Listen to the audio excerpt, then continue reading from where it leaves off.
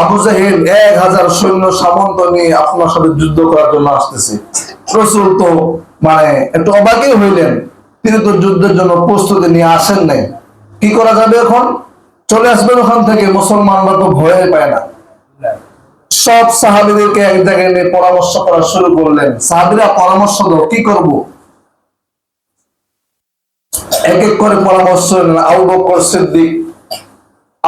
সিদ্দিক দাঁড়ায় খুব সুন্দর একটা ভাষণ দিয়ে তিনি বললেন, আল্লাহর নবী গো, আপনি যে সিদ্ধান্ত নেবেন আমি আবু বকরেরও সেই সিদ্ধান্ত। সুবহানাল্লাহ। দ্বিতীয় নম্বরে পরামর্শ চাইলো হযরত ওমর ইবনুল খাত্তাবের কাছে। ওমরের শরীর তো খালি গরম। তিনি দাঁড়ায় বলতেছেন, ইয়া রাসূলুল্লাহ, আমরা সংখ্যায় কম হইছে কি হইছি, আমি তো এই সুযোগে আছিলাম, কখন সময় আসবে আর একটা একটা কাফের ধরবো আর জাহান্নামে নিক্ষেপ করবো। চলো আমরা যুদ্ধের জন্য প্রস্তুত আছি। সুবহানাল্লাহ সুবহানাল্লাহ বলে। সুবহানাল্লাহ। এক এক করে কয়েকজন সাহাবী পরামর্শ দিল।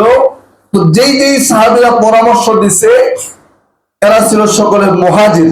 মুহাজির হলো যারা মক্কা থেকে হিজরত করে মদিনায় আসছে। আর আনসারী সাহাবী অর্থাৎ মদিনার আদিবাসী, এরা কেউ দাঁড়ায় না।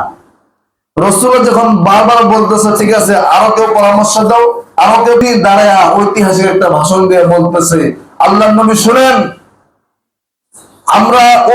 আমরা মুসার জাতি না।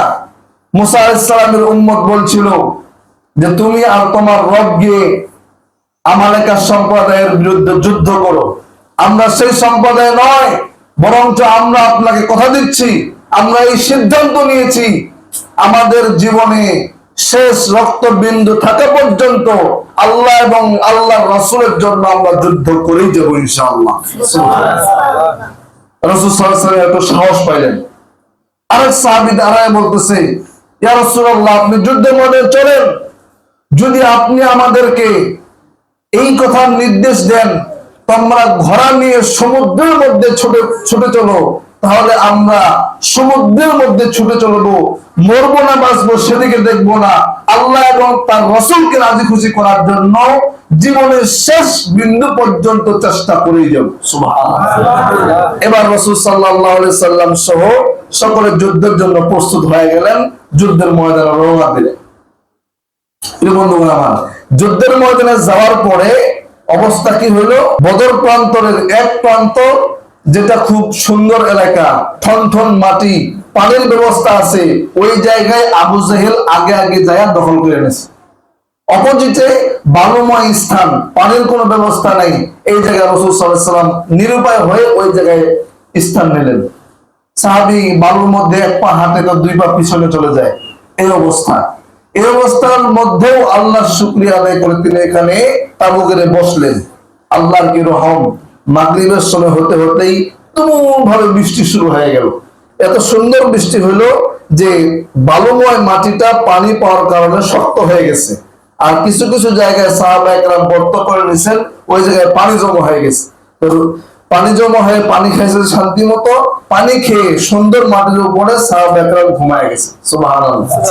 আর অপরদিকে আবু জাহেল তার ঠনঠনের মাটিতে পানি পড়ে কাদা হয়ে গেছে, তার পানির স্তূপ গুলো উছলে গেছে, মানে 1000 সৈন্য সামন্ত নিয়ে সে ঘুমাবে তো দূরের কথা, বসবে এমন জায়গাও নাই।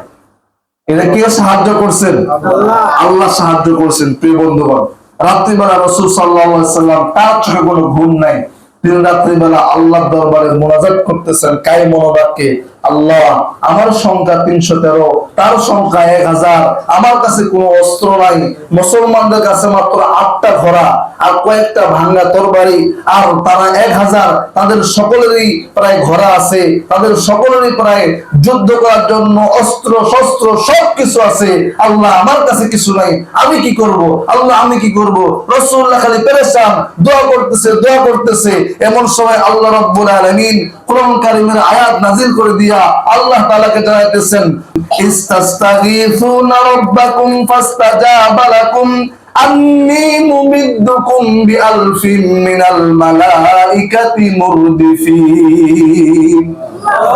আল্লাহ তাআলা বলছেন, নবী আপনি কোনো টেনশন করবেন না, আপনার সংখ্যা 313, তার সংখ্যা 1000, কিন্তু আমি আল্লাহ গায়বী থেকে 1000 ফেরেশতা দিয়ে আপনাকে সাহায্য করব।